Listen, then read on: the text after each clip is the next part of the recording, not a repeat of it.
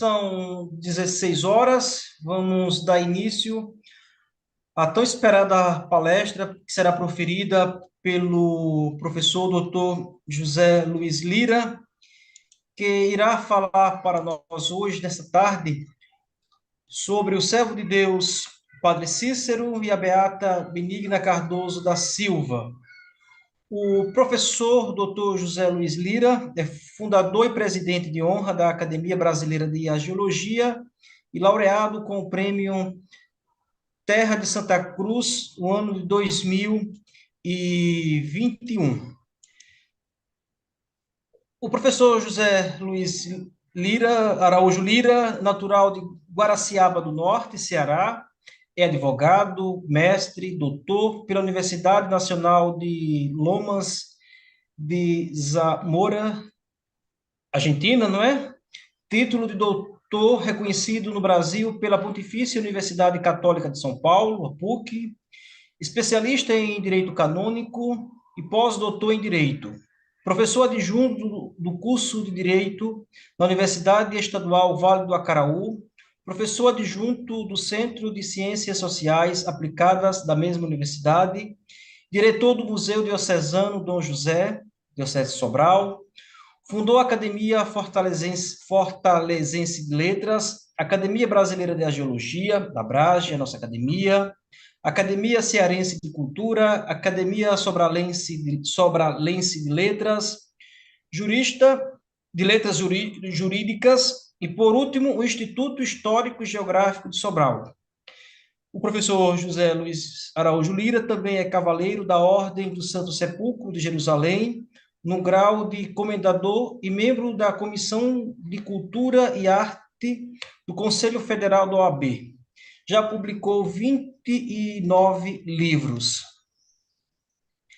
Professor, é uma honra, uma alegria muito grande. Não digo recebê-lo em nossa academia, porque o senhor que está recebendo a todos nós, tanto acadêmicos como participantes. O senhor que foi um dos idealizadores e um dos fundadores da academia. Então, é uma alegria imensa recebê-lo para esse momento de conversa, de partilha, em que não vamos apenas entrar no âmbito acadêmico, mas também, sem dúvida alguma, será um momento de oração. Aprender, conhecer um pouco mais sobre o Padre Cícero e a Beata Benigna, resgatar a memória dos nossos santos, dos nossos beatos, dos nossos candidatos aos altares.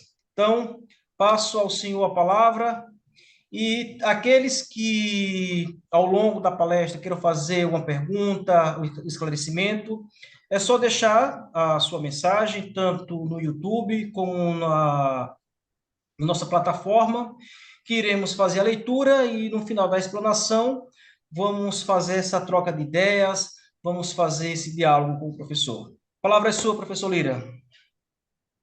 Boa tarde. Exupéry dizia que corria o risco de se emocionar quando eu esqueci a expressão do Exupéry. Mas eu pedi ao Maia para colocar um hino que eu mandei para ele. Eu vi o irmão André, eu tenho o moço André Sampaio na Ordem de Santo Sepulcro, e de vez em quando eu quero chamar o irmão André de moço André também. Eu já enviei para o Maia, pronto. Perfeito.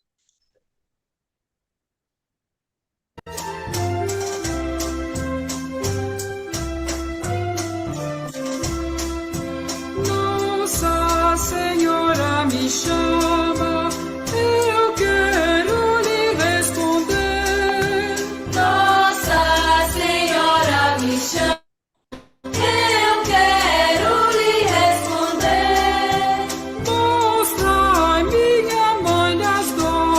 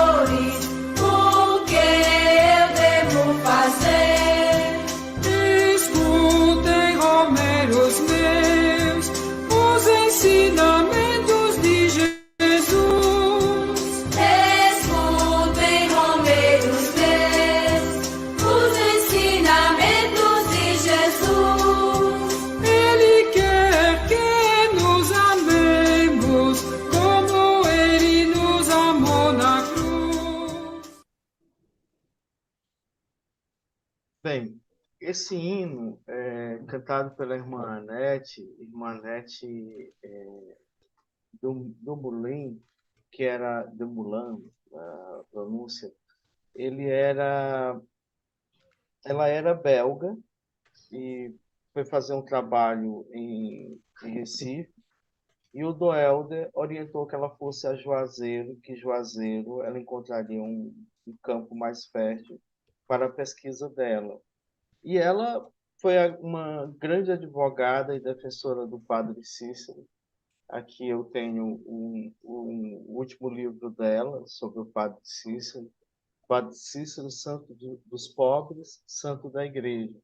O que eu vou falar, eu me baseei no trabalho do padre Múcio Azarias Sobreira, aqui ainda assina como padre.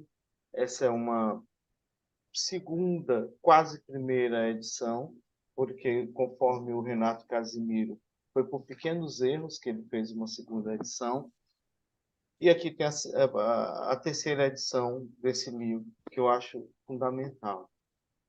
Eu, primeiro, eu quero dizer que uma vez eu fui convidado a ir a Juazeiro para um simpósio que poderia ser o título dessa conversa com as senhoras e com os senhores. Claro que de uma maneira rápida e não tão profunda quanto foi o simpósio. Padre Cícero de Juazeiro. E quem é ele? Eu lembro que eu chegava a Juazeiro sem muito conhecer do Padre Cícero, mas naquela arrogância juvenil de quem não sabe, mas julga saber. Não acreditava nos sinais de santidade do Padre Cícero, mas também não procurava saber se ele era santo. Levava na mente e no bolso um pequeno libelo, mas no coração havia incerteza. Afilhado da Raquel de Queiroz, ela sempre me falou do Padre Cícero. Minha avó também era devota do Padim, e eu ouço esse hino, me parece que estou ouvindo a voz dela entre os que cantam. A Raquel dizia que quando eu fosse a Juazeiro, eu mudaria de ideia sobre o que aprendi com os sacerdotes que estudaram no seminário da Prainha do início do século XX e me falavam sobre o Padre Cícero. Eu brincava com ela que Duelde teria dito, como de fato disse, que quando ela fosse visitar o Vaticano, ela mudaria de ideia sobre seu agnosticismo. E isso não produziu efeito, digamos. Para começo de conversa, o padre Cícero Romão Batista. Para nós do Ceará, ele foi escolhido em março de 2001 o cearense do século XX, em votação promovida pela TV Verdes Mares, em parceria com a Rede Globo de televisão. E olha que Padre Cícero viveu 30 e poucos anos aquele século. Nacionalmente, em julho de 2002, ele foi eleito um dos 100 brasileiros, maiores brasileiros de todos os tempos, no concurso realizado pelo SBT e pela BBC. Em outubro, dia 10 de outubro último, o seu nome foi inscrito no livro dos heróis e heroínas da pátria. Neste 29 de outubro, ontem, portanto, foi absolvido de qualquer culpa sobre as questões que protagonizou no júri épico, projeto interdisciplinar cultural, jurídico e artístico, que monta o Tribunal do Júri de Personagens do Nordeste, na cidade de Petrolina, em Pernambuco. Mas foi no dia 13 de dezembro de 2015 que os romeiros do Padre Cícero, entre os quais discretamente me incluo, receberam a notícia mais esperada: a reconciliação da Igreja Católica com o Padre Cícero, o meu padrinho. E lágrimas banharam o rosto daqueles que ouviram, algum tempo depois, a notícia e uníssonos dissemos: viva meu padrinho, viva a mãe das dores. Padre Cícero Romão Batista nasceu no Crato, conforme seu registro de batismo, no dia 23 de março de 1844. Mas os seus documentos e no cotidiano consta 24. Em seu livro Patriarca de Juazeiro, o Monsenhor Azarias Sobreira explica que o padre Cícero nasceu depois da meia-noite do dia 23 de março de 1844. Daí a celebração ser no dia 24 e nos documentos oficiais também constar 24 de março. Alguma pessoa que não gostava do Padre Cícero diria que ele quis aproximar o seu nascimento da data da festa da Anunciação do Senhor, mas não foi nada disso, é porque ele nasceu depois da meia-noite. Então, embora conste lá no registro de batismo 23, na realidade já era 24 de março. Padre Cícero teve uma infância simples em sua terra, mas um fato importante marcou aquele período. Depois de ler a vida de São Francisco de Sales, ele decidiu fazer um voto de castidade aos 12 anos, influenciado pela leitura e pelo grande santo, de que ele se tornou admirador a vida toda, tanto que em seu testamento ele deixa para os salesianos de São Salesianos Dom Bosco, mas criado em homenagem a São Francisco de Sales, todo o patrimônio que ele acumulou ao longo da vida. Em 1860, ele foi matriculado no colégio do renomado padre Inácio de Souza Rolim, o padre Rolim, que atualmente é estudado em causa de beatificação e de canonização em Cajazeiras, na Paraíba. Ele demorou pouco naquele colégio porque o pai dele faleceu vítima do cólera em 1862. Ele interrompeu os estudos e voltou para junto de sua mãe e das suas irmãs. A morte do pai, que era pequeno comerciante no Crato, trouxe sérias dificuldades financeiras à família, de tal sorte que, em 1865, quando o Cícero Romão Batista, precisou ingressar no seminário da Prainha, em Fortaleza, só o fez graças à ajuda de seu padrinho de crisma, o coronel Antônio Luiz Alves Pequeno. Mas é interessante notar também que nos registros do seminário da Prainha consta como correspondente na capital, Fortaleza, o barão da Ibiapaba, Joaquim da Cunha Freire. Cícero, ao contrário do que dizem alguns de seus biógrafos, foi um aluno destacado no seminário e lecionou latim. Há um mito da grande pobreza do padre Cícero, de que ele não conseguia pagar as mensalidades e tal. No livro financeiro do seminário, que eu folheei, eu vi que a razão pela qual as mensalidades dele foram abonadas, em boa parte, era por conta dele lecionar latim no seminário. Naquele tempo era diferente de hoje, o diaconato era muito próximo do sacerdócio. Então, em 27 de novembro de 1870, ele recebeu o diaconato das mãos de Dom Luiz Antônio dos Santos, e pelo mesmo bispo foi ordenado sacerdote 3 dias depois, no dia 30 de novembro de 1870. Após a sua ordenação, ele retornou ao Crato. Enquanto ao bispo não lhe dava uma função, ele ficou a ensinar latim no Colégio Padre Biapina. Consta que ele também teria ouvido um sermão do Padre Biapina. Isso é uma questão da gente estudar bem, para dizer com certeza, por isso que eu digo consta, não estou afirmando. E esse colégio Padre Biapina foi fundado e dirigido pelo professor José Joaquim Teles Marrocos, que era primo do Padre Cícero. Nessa estada dele, antes das funções religiosas, ele foi convidado a celebrar no então povoado de Juazeiro. Alguns dizem que no Natal, outros dizem que não. Então, eu prefiro dizer que ele foi convidado a celebrar lá, numa capelinha dedicada a Nossa Senhora das Dores. O padre visitante, então, aos 28 anos, consta que tinha uma estrutura baixa, pele branca, cabelos louros, olhos azuis e voz modulada. E ele teria impressionado os habitantes do local com sua eloquência.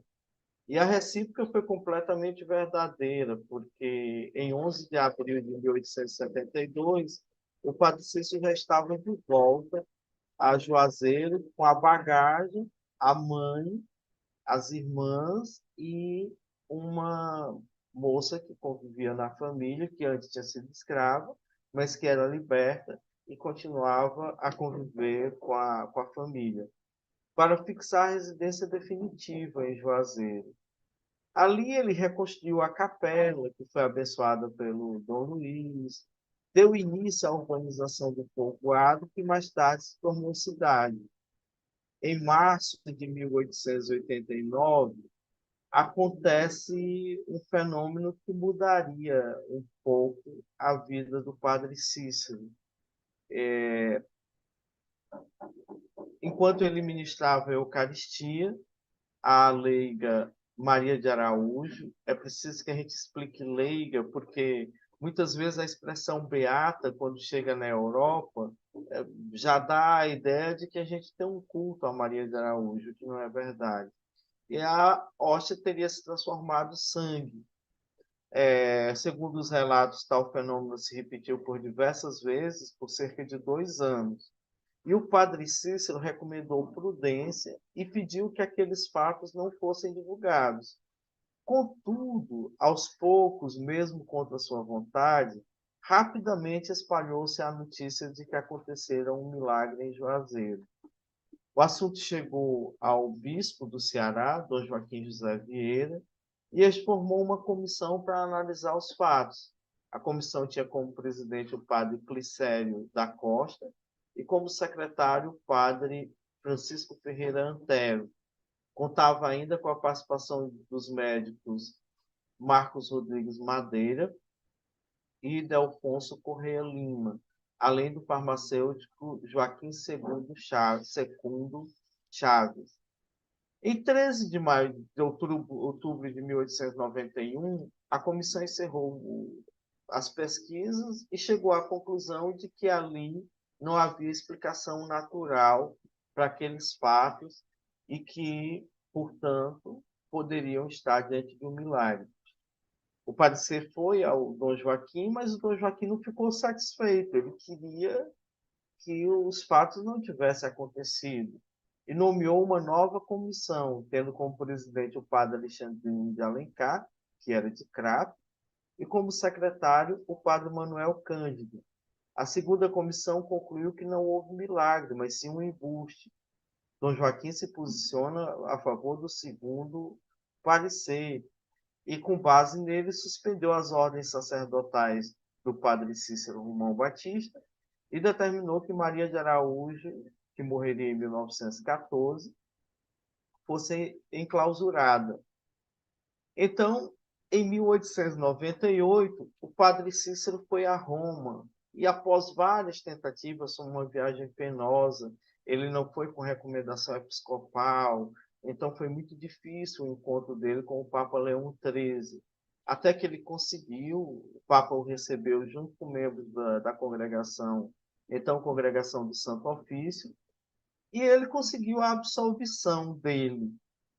Padre Cícero chegou a receber um título lá de capelão de uma igreja e tudo, mas ao retornar a Juazeiro, veio uma nova decisão da Santa Sé, revista, e nela o padre Cícero permaneceria sem uso de ordens, condição na qual ele viveu até a data do seu falecimento, em 20 de julho de 1934, sem uso de ordem, mas sempre fiel à sua ordenação, usando sua batina, assistindo missa como leigo, mas com o desejo de sua reabilitação e obediente à Santa Madre Igreja. Em sua longa provação, podemos dizer assim, nas palavras de Monsenhor Azarias Sobreira, ele diz: Padre Cícero sempre nos ensinou que a obediência é a pedra de toque do bom espírito. Disse-nos muitas vezes que se nós víssemos um anjo a colocar em nossa cabeça uma doutrina diferente da igreja, ninguém se enganasse. O anjo de luz nada mais era do que o demônio disfarçado. E, em todo caso, ficássemos com a igreja, nem que isso nos custasse a morte. Voltando ao meu encontro com o Padre Cícero, eu já vi ali algumas perguntas sobre o Padre Cícero e a política e tal. Voltando ao meu encontro com o Padre Cícero, foi em 2005. Eu não posso tecer detalhes de tudo que ocorreu naquele período.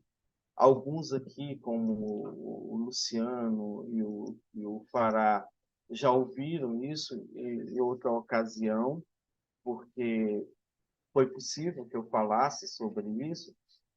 E aconteceram coisas maravilhosas, digamos, do Padre Cícero com aquele jovem descrente nele. Entre os pontos negativos que eu enxergava nele estavam a participação na política, o título de coronel de Batinas, a ligação ao banditismo e a sedição de Juazeiro. Vamos por etapas. O padre Cícero entrou na política por ocasião da instalação do município de Juazeiro em 1911. Por quê? Segundo os historiadores mais afeitos ao tema e os próprios documentos históricos, havia uma disputa grande entre os dois poderosos locais para ser o primeiro prefeito de Juazeiro.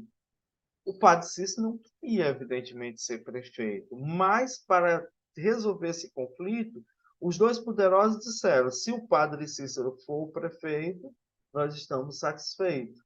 Então, ele ficou como prefeito durante esse período.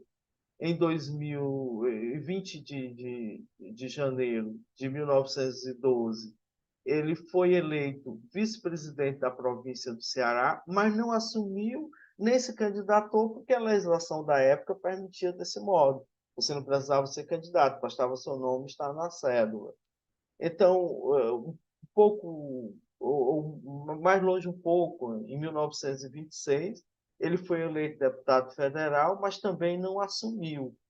Portanto, a política foi uma necessidade do seu povo, e não o desejo do padre Cícero.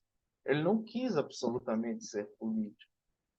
Todas as propriedades que o padre Cícero tinha foram doadas à igreja, muitas ainda em vida. Derruba a tese do coronel de Batinas, do homem poderoso.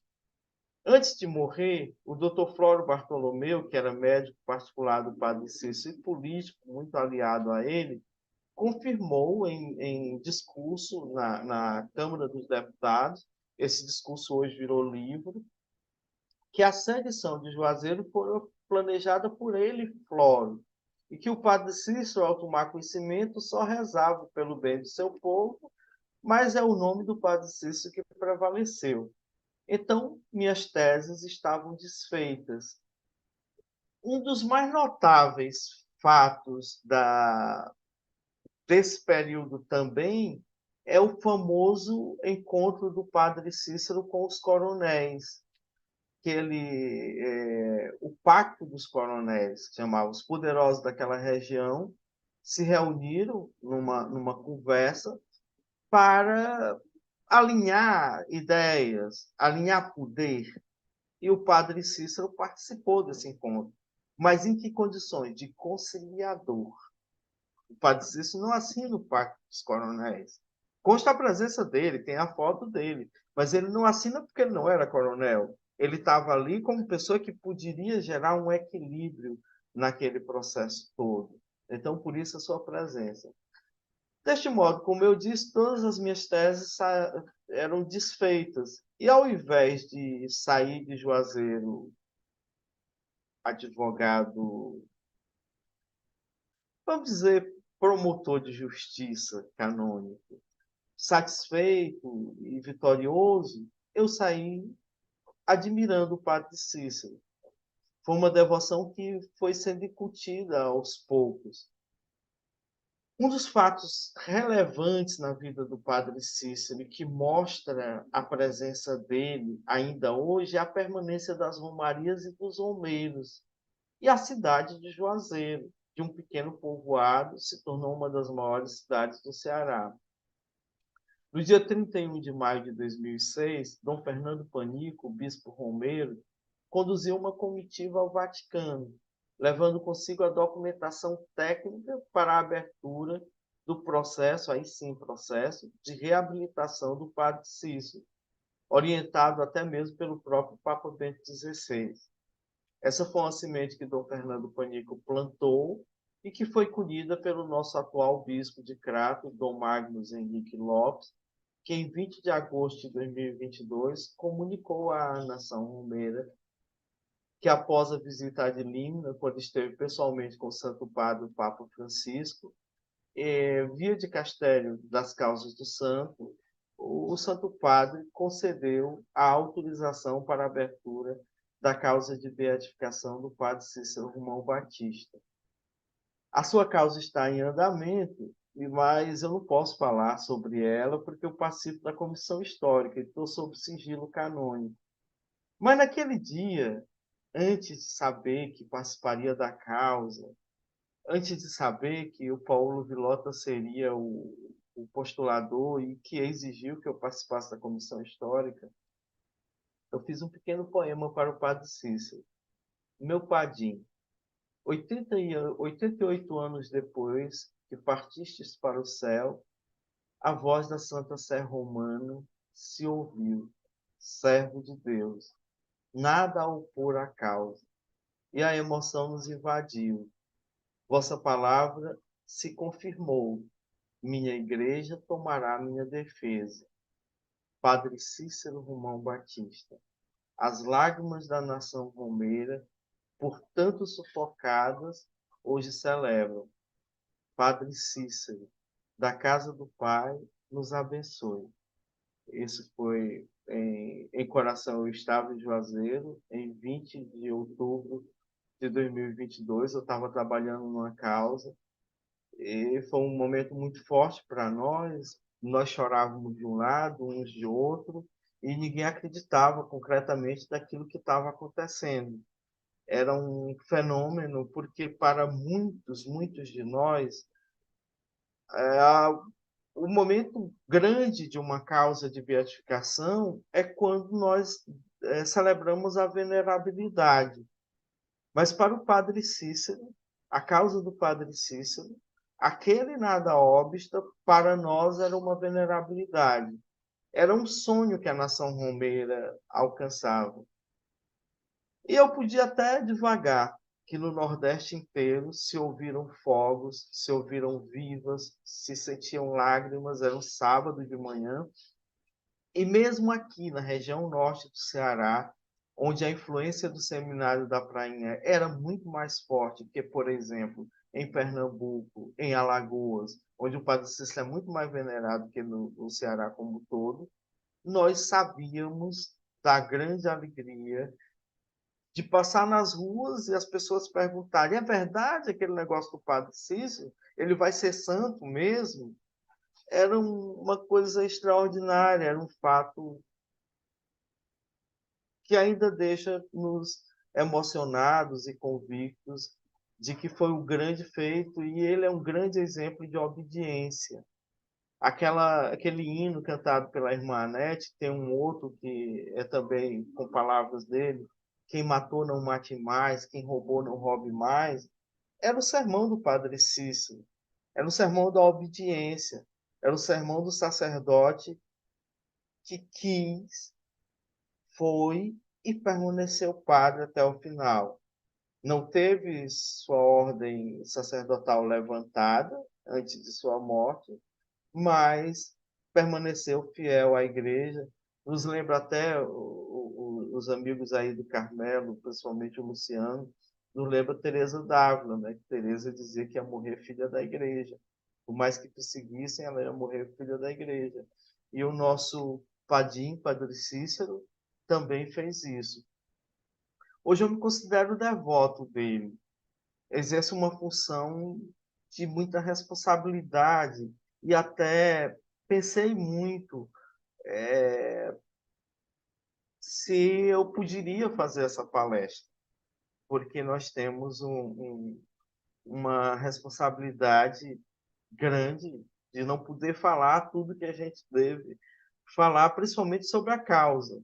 Mas a vida do Padre Cícero é um belo testemunho, uma bela lição, e que, ao longo da vida, ele foi falseado. Muita coisa foi associada ao Padre Cícero que não era. Até mesmo em Juazeiro, a gente anda em alguns locais e ouve os romeiros falar umas coisas que a gente fica duvidoso. Como é? Será que isso é verdade? Será que o Padre Cícero dizia isso mesmo? E foi aquela história que foi aumentando. Meu pai me disse, minha avó me disse, e foi aumentando as histórias do meu padrinho. Mas era um homem de uma grandeza espiritual, e eu poderia dizer o santo da obediência, porque simplesmente obedeceu, simplesmente respeitou. Eu não sei, eu não vou conseguir ler, irmão, que a minha vista está um pouco embaçada, a emoção é rápida. Tem umas perguntas aí que estão misturando aqui na minha vista. Mas se você puder, se quiser passar para as perguntas e depois a gente continuar com a Benigna, a gente pode perguntar, fazer a resposta logo sobre o Padre Cícero. Certo, certo. Vamos lá para as perguntas sobre o Padre Cícero. Já identifiquei aqui duas.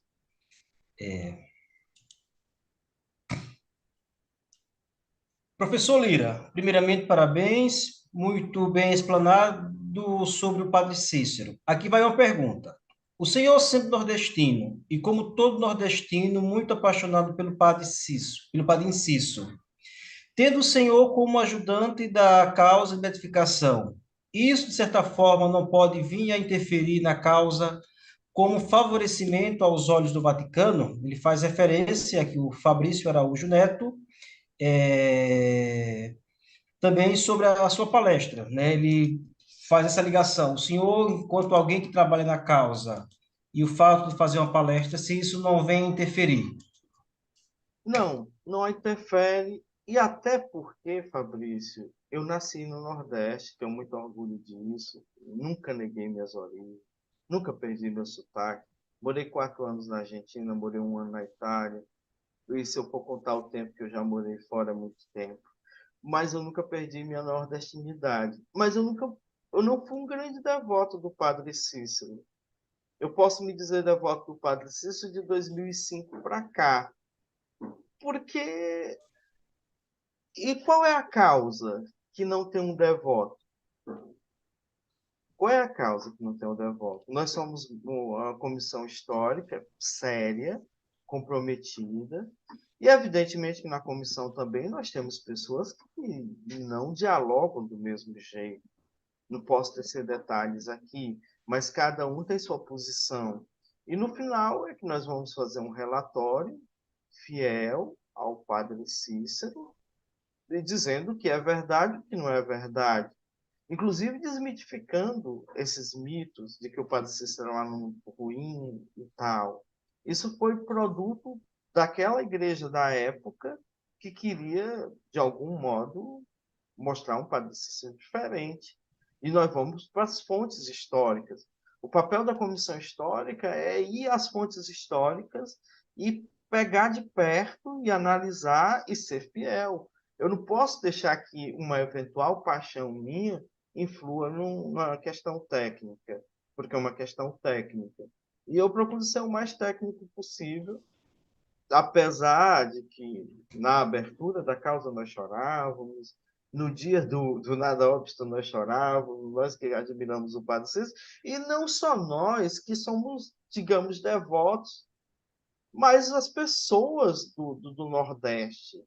O Nordeste tem o Padre Cícero. Outro dia eu estive num restaurante em Fortaleza, e um amigo me chamou para ir a esse restaurante, eu relutei, não, eu não estou com tempo e tal. Ah, tá bem, eu vou. Fui. E quando nós chegamos lá, tinha um garçom vestido de Padre Cícero nos servindo, em Fortaleza. Então, e uma moça com um vestido de bolinha e com uma peruca dizendo que era Raquel de Queiroz. Então, são figuras do Nordeste brasileiro que se enraizam. Mas eu me sinto isento e me sinto feliz em ter sido chamado a participar, mas digo que eu não sou fator decisivo. O fator decisivo da comissão é a comissão como um todo, e nós somos vários, não somos só um. nem dois, todos acadêmicos, todos professores universitários, a grande maioria doutores em áreas diferentes. Temos doutor em sociologia, doutor em teologia, doutor em direito, enfim. Nós vamos, com a nossa experiência, com o nosso saber, tentar ajudar a igreja a dizer quem foi o padre Cícero Romão Batista. A outra pergunta é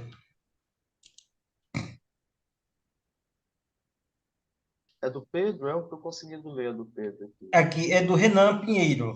Ah, tá. Professor, a maior objeção que fazem ao padre Cícero, aí ele coloca agora entre parênteses, Sim. acho que o próprio Lira Neto, o escritor, meio que segue esse caminho. É de que ele teria se aproveitado da fama de santidade para exercer poder político. Como responder a isso? Pronto. Eu já falei para vocês que a minha primeira tese era do político. Eu achava que ele era um político, como disse aí a pergunta, que se usava da questão religiosa. Eu vou dizer poder religioso, porque o religioso não deve ter poder, o poder é de Deus, mas se usava da sua preponderância religiosa para ser político. Mas o que vai contar a história? O que o Azarias Sobreira vai dizer aqui? O que a irmã Anete, o que o próprio Lira Neto e muitos outros dizem, é que o padre Cícero não se candidatou a nenhum cargo político. E isso era possível no Código da época, Código Eleitoral. Ainda não existia o Código Eleitoral de 1932. Então é bem no final da vida do padre Cícero. O padre Cícero morre em 1934. O que existiam eram regras eleitorais. E qualquer pessoa que soubesse ler e escrevesse o nome do irmão André na chapa, o irmão André podia ser eleito presidente da República, governador, prefeito, etc. No caso de Juazeiro, houve sim a influência do padre Cícero para a criação do município de Juazeiro. Ele influiu para que o município fosse criado, mas ele não queria ser o prefeito de Juazeiro. E por que ele não queria ser o prefeito de Juazeiro? Porque o sonho dele mesmo era ser o pároco de Juazeiro. Mas isso a igreja não lhe confiava na época. Então, dois coronéis da cidade, da região, se candidataram, os dois prometendo morte um ao outro, que ganhasse não tomava posse. Então, para solucionar o problema, o padre Cícero se candidata, aceita, ele não se candidatou, aceita a nomeação de prefeito de Juazeiro. Foi o único cargo político que ele exerceu. E depois ele foi prefeito uma vez e duas vezes, e permaneceu nessa função, mas não era assim a função de predileção dele. Eu acho que se ele fosse um grande político mesmo, ele teria sido governador do estado, que ele tinha prestígio para isso, e o elegeram vice-presidente do estado, que era o mesmo cargo de governador. Ele não aceitou, não tomou posse. Elegeram deputado federal. Naquela época, o Distrito Federal ainda era no Rio de Janeiro, na Guanabara. Ele não aceitou tomar posse. Então, não existia essa coisa que nós chamamos hoje de legenda, de coeficiente eleitoral, de que um deputado levasse vários deputados. Não existia isso, não. Era uma regra diferente. E ainda assim ele não aceitou. Então, eu não considero o padre Cícero político. Eu considerei político antes de conhecer a história dele e do modo como colocaram na minha cabeça. Mas hoje, diante dos fatos históricos e do próprio testamento do meu padre Cícero, a gente vê que ele não era político. Ele não tinha... Na essência dele, era religiosa. A essência dele era de um sacerdote e não de um político. Não sei se respondi. Aqui no YouTube tem um comentário da irmã Maria Cícera Almeida. Estou emocionada. Minha mãe fala de um milagre realizado em 1968. Mesmo hoje, ela não estando mais em nosso meio, mas o milagre ainda está vivo. Como fazer para enviar esta escrita? A irmã Maria Cícera, ela, pelo que eu entendi, ela é testemunha de um milagre, uma graça atribuída ao Padre Cícero, e ela quer relatar, quer escrever. Então, acredito que o endereço, o e-mail. eu pediria que a irmã Maria Cícera encaminhasse esse relato dela com cópias de documentos que tiverem para a comissão, a causa de beatificação do Padre Cícero, pode colocar a Casa Paroquial de Juazeiro, que será entregue, e, se possível, por intermédio do Padre Cícero José, que é o pároco, que é da comissão histórica, e nós receberemos esse documento, e mande telefone, mande e-mail, e até se quiser, eu deixo meu contato aqui, o irmão André passa meu contato, e depois a gente fala para chegar. Porque quanto mais relatos tiverem, melhor. O Ricardo Oliveira, se eu não estou enganado, é do Portugal. Podemos considerar que foi o povo que tornou o Padre Cícero santo? Foi o Padre Cícero que se santificou mesmo por sua vida, por suas virtudes, por seu grau de heroicidade. O povo só aclamou, o povo reconheceu. E a igreja, com a graça de Deus e a força do Espírito Santo, reconhecerá um dia. Não estou aqui antecipando a santidade do Padre Cícero, mas que ele tem aquelas virtudes heróicas que o grande, eu estou me lembrando aqui do padre de de Portugal, mas eu tô com a imagem dele na mente. Ele usa uma boina, tem um padre Cruz, muito santo lá em Portugal também, e o povo aclama santo, e nós aclamamos os nossos santos. Por que não o Padre Cícero? Por que esse preconceito que nós podemos chamar o Padre Cícero de santo? E todos nós somos santos e temos essa vocação à santidade. Cabe a cada um de nós desenvolver. Eu respondi. Outra, per... outra pergunta do Pedro Barbosa de Araújo, para nós concluirmos essa parte a respeito do Padre Cícero, para passarmos para a Beata Benigna.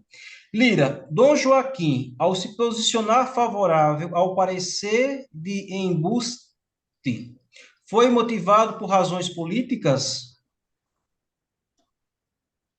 Pedro, nosso confrade na geologia, eu não posso afirmar isso, doutor Pedro, mas eu vejo o seguinte: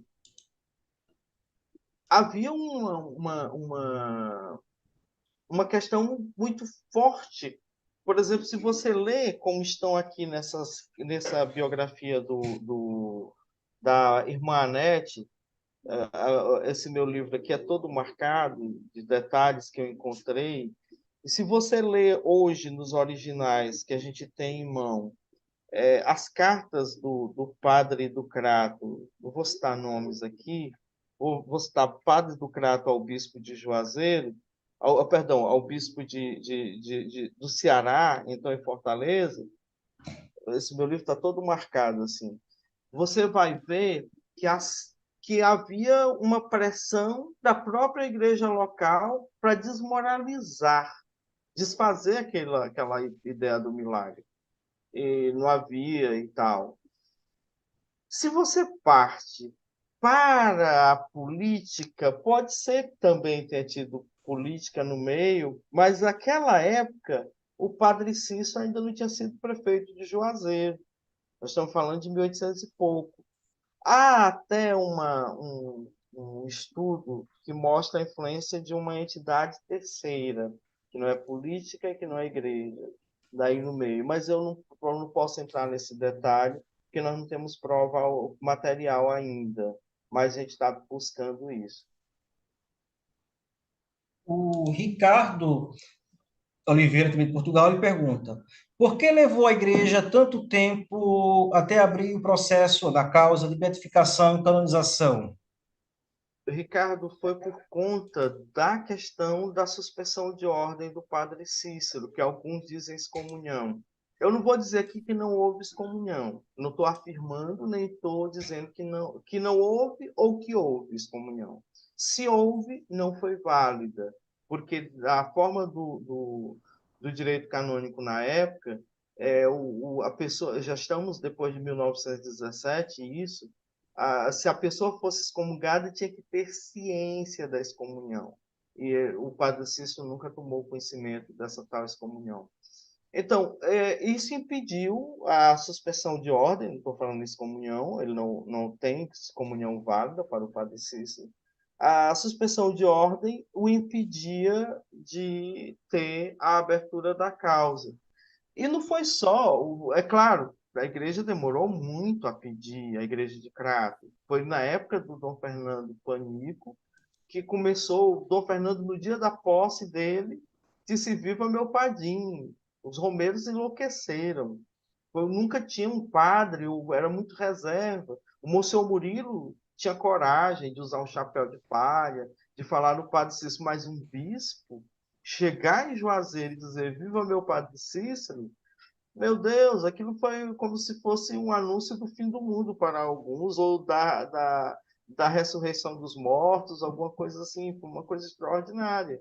Aí então, Dom Fernando esteve com o Papa Bento, que é então o prefeito da doutrina da fé, e o Papa Bento orientou o cardeal Ratzinger: seu bispo, abra um processo para a gente analisar essa reconciliação do Padre Cícero com a Igreja. O Papa Bento XVI, o cardeal Ratzinger, conhecia a história. Então, ele abriu esse processo e, durante o governo do o bispo que antecedeu entre o Dom Fernando Panico e o Dom Magnus, a coisa não avançou muito, Dom Gilberto Pastana. Mas, quando o Dom Magnus chegou com vontade, com devoção propriamente. Ele chega e já diz: eu vou abrir a causa de beatificação do Padre Cícero. E, de fato, abre a causa, vai à Santa Sé, e conforme ele mesmo falou para nós, ele disse que esteve um momento em particular que todo bispo tem no ad limina com o Papa, e depois ele pediu permissão ao Papa para mostrar e fazer um pedido pessoal dele, de bispo do Crato. E o Papa concedeu, e ele falou sobre as romarias e mostrou a vida do Padre Cícero para ele, e disse que o Santo Padre perguntou: e o que o senhor quer? Ele disse que o senhor o canonize, que o senhor permita a abertura da causa dele.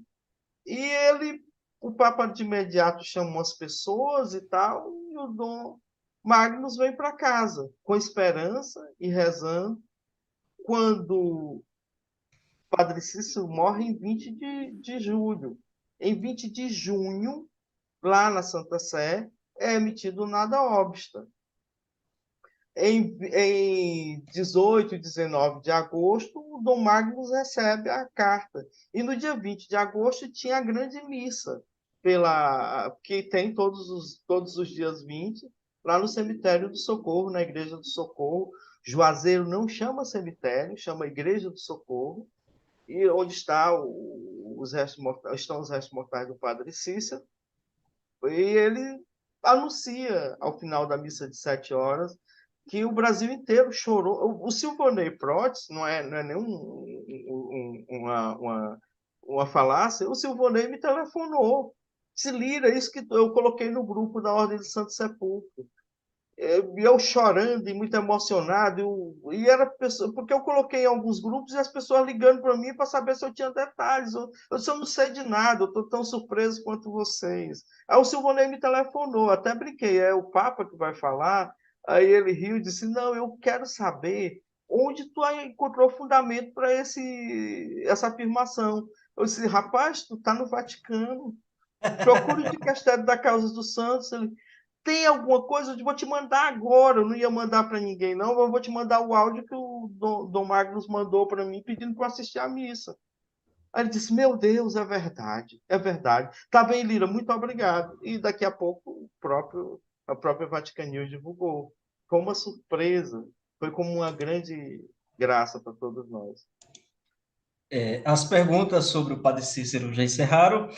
Agora, fazendo essa transição entre a primeira parte sobre o Padre Cícero e a segunda sobre a Beata Benigna, eu não sei se o senhor conhece esse detalhe. Ao ano passado, eu fui aqui em São Paulo visitar o Memorial da Santa Paulina, e a irmã que nos acolheu, ela deu um testemunho, uma curiosidade que eu não sabia. Eu Qual era não a irmã? recordo não recordo o nome da irmã. Me parece que ela é uma das responsáveis pelo memorial. Deve ser a irmã Maria. entramos no assunto da irmã Célia. E ela falou assim: a irmã Célia Eu não sei. gostava da Madre Paulina. Se tornou apostoladora quase que por obediência. Mas quando passou a estudar de forma mais intensa, de forma profunda, a vida da Madre Paulina, se encantou e não tem como falar de Santa Paulina e não falar na irmã Célia Cadorim. Não sei se eu conhecia esse, Irmão, sabia esse detalhe. eu tô segurando uma lágrima faz tempo. Mas a irmã Célia, para mim, é santa também.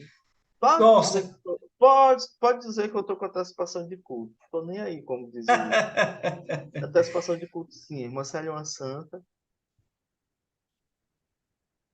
é impossível a gente ouvir, assistir um Não, vídeo sobre ela e não se encantar.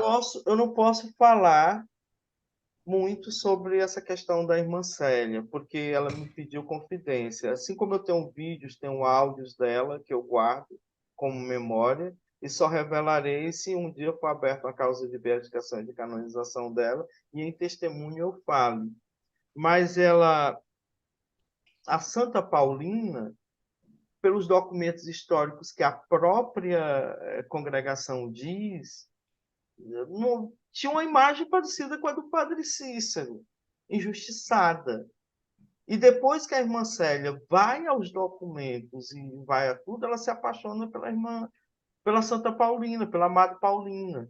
É tanto que quando nós fizemos a reconstrução facial dela, o Cícero e eu exigimos, exigência minha, o Cícero não conhecia a irmã Célia, que nós só revelaríamos a face se a irmã Célia tivesse conhecimento prévio. Aí as irmãs, mas está linda, não revelaremos. Coisa de menino matuto mesmo e que embirra. Só revelaremos se a irmã Célia tomar conhecimento. Aí a irmã me mandou um vídeo. Eu tenho esse vídeo guardado. A irmã Célia está muito doentinha. Eu não tenho coragem de colocar um vídeo daquele para frente, mas também não tenho coragem de deletar. Eu tirei do celular e está no meu computador, está no meu celular, está em vários lugares, para não perder o vídeo. E ela diz: esse rosto das. Ela pergunta: onde vocês conseguiram a foto da Paulina? Olha para as irmãs: onde vocês conseguiram a foto da Paulina?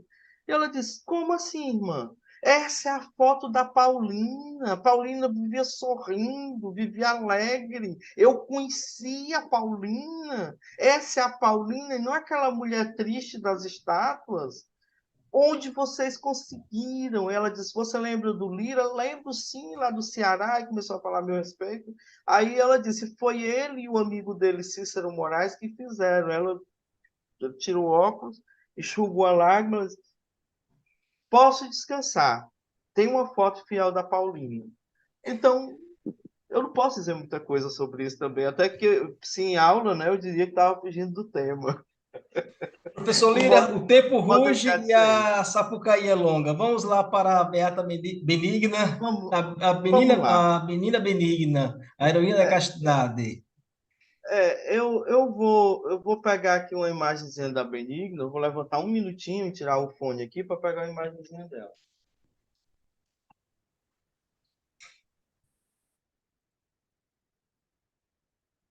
Eu sou daqueles agiólogos que gostam de santo, gostam de imagem. Essa imagem não é fiel. O nosso querido padre. Ai, meu Deus. Tem hora que é. Wesley, que é o vice-postulador, disse: ô, rapaz, tu vai levar essa? Disse: é essa que eu gostei. Ó, uma imagenzinha da Benigna que me entregaram. Ela está com o pote na mão, está com a roupinha e está sobre um tronco de madeira. Então, a Benigna, ela viveu entre 1928 e 1941. Então, ela nasceu sobre digamos, a devoção ao nosso Padre Cícero. E naquela região era muito forte. Então, é possível que ela também tenha bebido da água do Padre Cícero. Eu não posso provar isso, mas é possível que a Benigna tenha sido devota do Padre Cícero. E ela era uma menina que viveu em humildade. A estátua dela mostra a estátua bonita. Eu até mandei as fotos para o Maia e me empolguei tanto que acabei não mandando exibir as fotos. Mas tem uma foto aí da Benigna, das últimas imagens que foi feita dela, que teve a interferência do Cícero Moraes, que está muito bonita. Essa é meu Padre Cícero assinando um documento. Eu tenho uma foto original dessas aqui em casa. Aí a Benigna. Pode deixar essa imagem aí, que eu fico satisfeito olhando mais para ela do que para minha própria imagem. Então, a Benigna é essa jovem.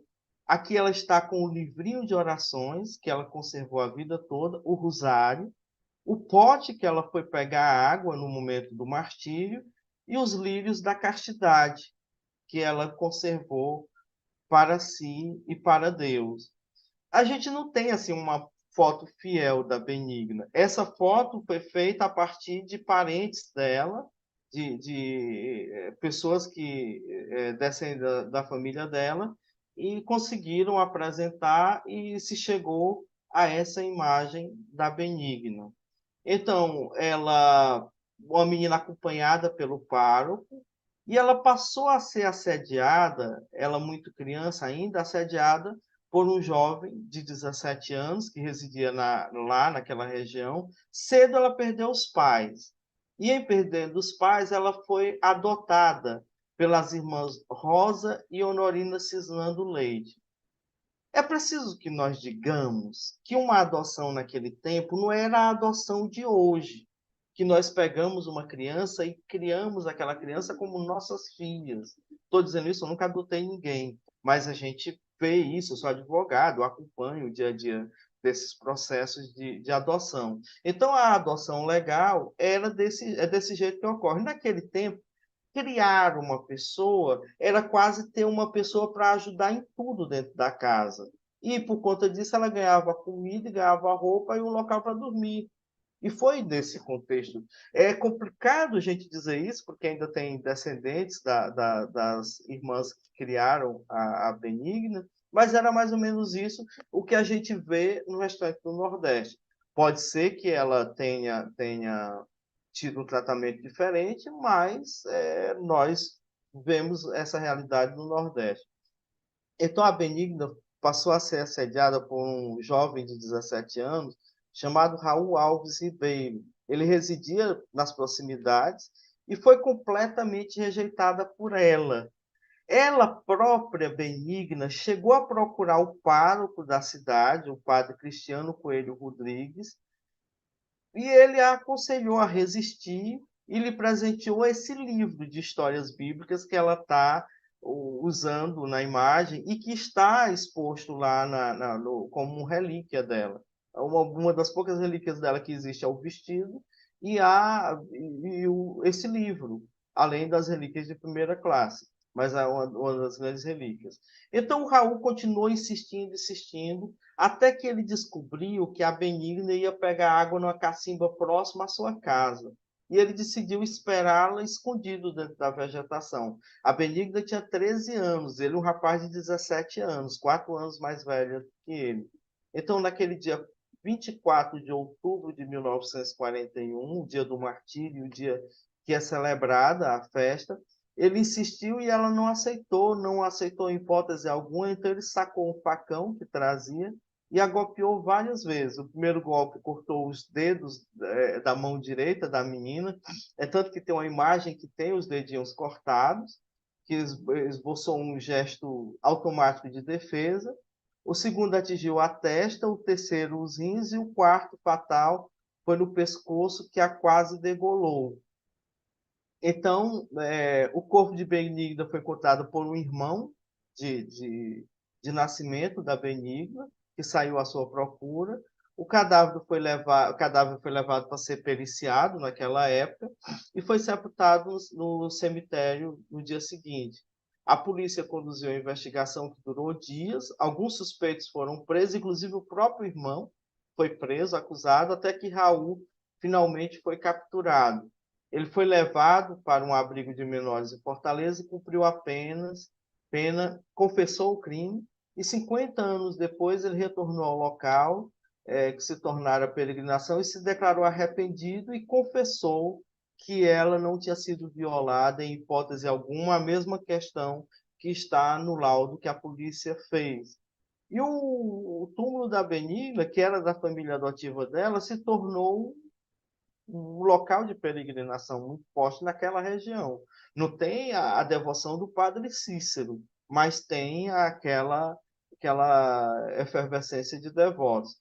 Então, o pároco, o Padre Cristiano Rodrigues, que conheceu e foi, digamos, diretor espiritual da jovem, escreveu ao lado do registro de batismo dela. Morreu martirizada às 4 horas da tarde, no dia 24 de outubro de 1941, no sítio Oiti.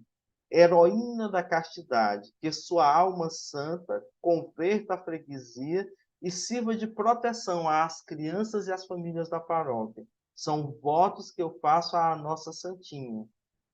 Ele pediu à família da Benigna o pote que ela usava e guardou. E quando aqui no Nordeste é muito comum as secas, e antes ela tinha uma influência muito maior do que hoje, ele costumava pedir a intercessão de Deus junto ao pote da Benigna, digamos assim, e colocava numa bica d'água e, de fato, chovia. Então, a causa dela de beatificação demorou também a ser aberta, até por desconhecimento do povo. Aí, então, em 2011, já com a presença do Dom Fernando Panico na diocese, ele começou o estudo para instaurar a causa de beatificação. Tinha o Monsenhor Vitalino Mattioli, muito conhecido lá, muito respeitado, que começou mesmo o estudo, era italiano, mas morava na Diocese de Crato. Em 26 de maio, os restos mortais dela foram trasladados para a Igreja Matriz de Santana do Cariri, e em 13 de fevereiro, em fevereiro de 2013, Dom Fernando Panico, bispo do Crato, recebeu uma correspondência do cardeal Amato, então prefeito da congregação hoje de Castelo das Causas dos Santos, comunicando a concessão do nada obsta para a abertura da causa. E continuou a questão, foi instaurado um tribunal histórico e tribunal eclesiástico, jurídico eclesiástico. Inclusive, meu colega de comissão da causa do Padre Cícero, que é o Armando Lopes Rafael, também estava nessa causa. E o inquérito foi concluído em 21 de setembro de 2013. Foi para o Vaticano. Em 2016, o Vaticano pediu para ouvir mais pessoas, para fortalecer a questão do martírio, e foram ouvidas as pessoas que conviveram, que conheceram a Benigna, ou que ouviram falar dos fatos mais contemporâneos.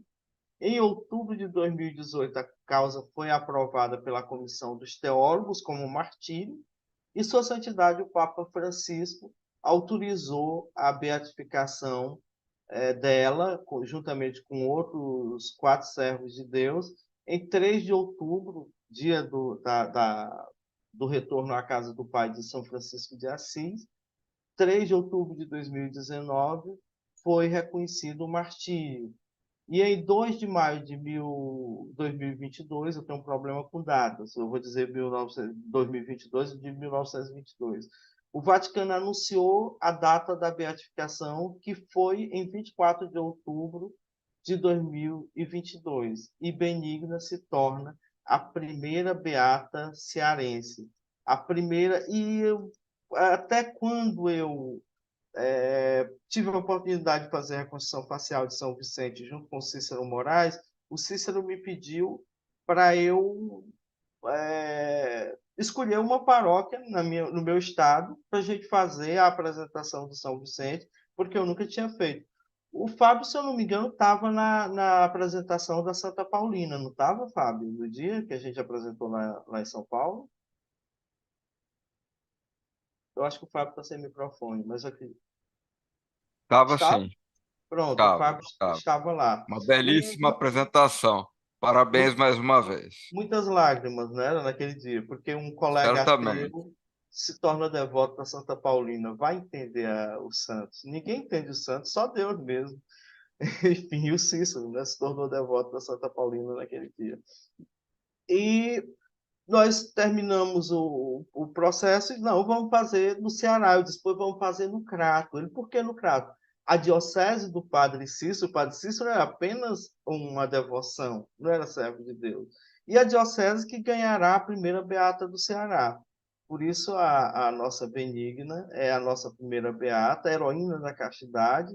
Ela e mais 4 outras foram mártires em defesa da castidade. Até semana passada, o Fábio indicou uma pessoa para mim, me indicou meu nome para uma entrevista, e a pessoa falava apenas das mulheres mártires. Não, nós temos o padre Manuel e o Adílio Daronque, lá no Rio Grande do Sul, que são mártires também. Ela me explica, eu disse, eles são mártires em defesa da fé.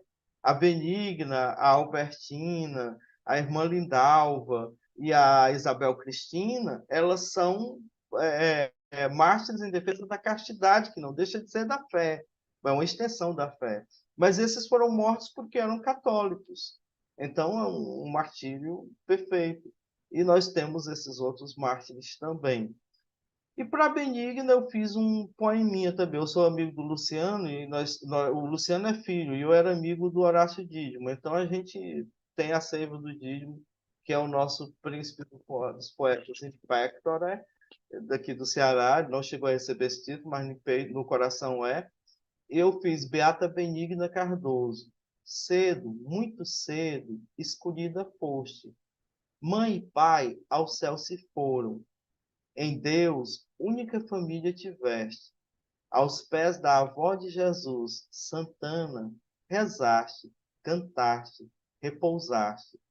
Intercessora, protetora te tornaste. Órfãos, desvalidos, representaste. Em terras de Santana e do Padre Cícero, bem-aventurada te tornaste. Heroína da castidade, proclamou. Proteção às crianças e às famílias. Padre Cristiano Coelho suplicou. Benigna Cardoso, Marte, com bênçãos do Papa Francisco, do Ceará, a primeira Beata Marte. Era mais ou menos o que eu queria falar sobre a Benigna e sobre o Padre Cícero. Evidentemente que do Padre Cícero tinha muito mais a falar, mas a Benigna também é encantadora pela sua vida, pela sua trajetória. E eu fico aqui à disposição para qualquer tipo de indagação ou pergunta sobre a Benigna. O Renan Pinheiro, ele escreveu: estive na capela de Benigna e fiquei encantado. Me Espero que permitam, nunca mude em nada. me Ela permitam é uma parte. inesquecível em sua simplicidade. Renan, você não é o rapaz lá de Santana, não, né? Eu acho que ele não é de Santana do Cariri, não. Não. Mas tem um rapaz que parece muito com a fisionomia do Renan, e ele foi um dos grandes incentivadores da devoção à Benigna naquelas O, terras tão bonitas. o José Pereira da Silva, o Renan é do Rio Grande do Norte. Ele respondeu Ah, aqui. onde tem os mais. Olha, veja essa foto que o menino está mostrando agora, o nosso amigo Maia. É do Padre Cícero como prefeito de Juazeiro. É a única foto oficial que ele fez. Ele oferece a delicada escritora Raquel de Queiroz, Padre Cícero Romão Batista. Aí tem a data aqui. Foi a data que a Raquel teve lá. E esse autógrafo ficou desaparecido durante muito tempo. Daqui, 14 de junho de 1930. A Raquel já tinha lançado o 15. Então, esse autógrafo ficou desaparecido durante muito tempo. Um dia eu estou no leilão virtual e aparece um livro da Raquel com preço mais caro. E eu perguntei ao rapaz, o que é que tem de curioso nesse livro? Ele disse, olha, tem uma xerox daquelas amareladas do nosso de um padre. Ele, pronto, está escrito aqui, Padre Cícero. Eu acho que é o Padre Cícero aí do Ceará. Ele não é aqui do Ceará, esse leilão está acontecendo em São Paulo. Eu disse, tira o livro do leilão. Eles, como tira o livro do leilão? Pode botar o ágio. O livro está caro. Eu disse, bote o ágio. Ele botou o ágio, eu comprei o livro. Quando eu recebi, era uma cópia da lembrança. Essa lembrança aí, tão bonita, do Padre Cícero.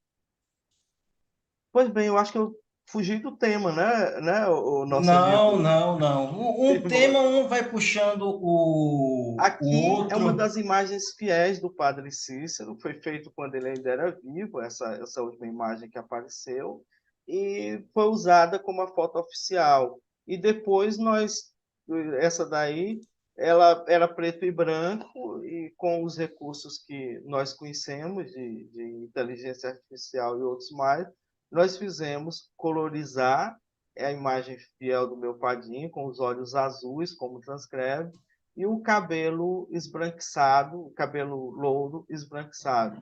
É uma das fotos mais fiéis dele, eu acho, que é essa daqui. As mensagens não são conteúdo de pergunta, mas de parabenizando a sua bela explanação, professor. Em nome da Academia Brasileira de Arqueologia, queremos agradecer ao senhor pela sua palestra, pela sua disponibilidade. É um agradecer porque o agradecer é mais de forma oficial quando é alguém de fora, mas o senhor é alguém de casa, é alguém que está em nossa comunidade acadêmica desde da sua fundação, é um dos grandes idealizadores. E nós vamos ter agora um intervalo.